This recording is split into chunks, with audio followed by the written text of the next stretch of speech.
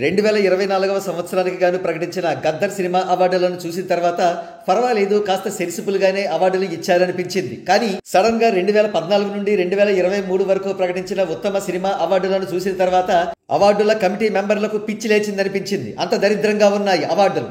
ఉదాహరణకు 2018వ సంవత్సరంలో రిలీజ్ అయిన గ్లోబల్ స్టార్ రామ్ చరణ్ గారు నటించిన రంగస్థలం చిత్రానికి ఖచ్చితంగా ఉత్తమ చిత్రం అవార్డును ఇచ్చి తీరాల్సిందే. కానీ ఆ చిత్రం కాకుండా మహానటి చిత్రాన్ని ఉత్తమ చిత్రంగా ఎంపిక చేశారు.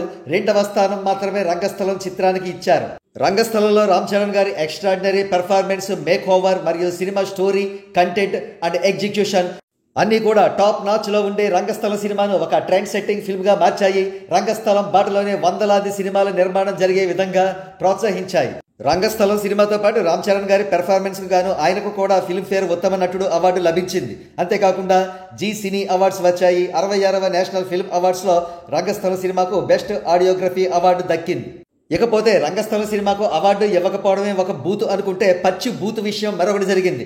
శతమానం భవతి చిత్రం 2017వ సంవత్సరంలో రిలీజ్ అయితే 2016వ సంవత్సరంలో ఆ చిత్రానికి అవార్డు దక్కింది.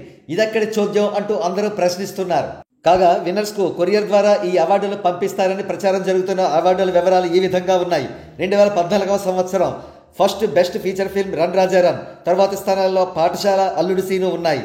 ఇక 2015వ సంవత్సరానికి గాను ఉత్తమ చిత్రం రుద్రమదేవి, 2వ స్థానంలో కంచె, 3వ స్థానంలో శ్రీమంతుడు ఉన్నాయి. 2016వ సంవత్సరంలో ఉత్తమ చిత్రం శతమానం భవతి, 2వ స్థానంలో పెళ్లి చూపులు, 3వ స్థానంలో జనతా గ్యారేజ్ ఉన్నాయి. 2017 ఉత్తమ చిత్రం బాహుబలి ద కన్క్లూజన్, 2వ స్థానంలో ఫిదా, 3వ స్థానంలో ఘాజీ ఉన్నాయి. 2018 ఉత్తమ చిత్రం మహానటి, 2వ స్థానంలో రంగస్థలం, 3వ స్థానంలో కేర్ ఆఫ్ కంచరపాలెం ఉన్నాయి.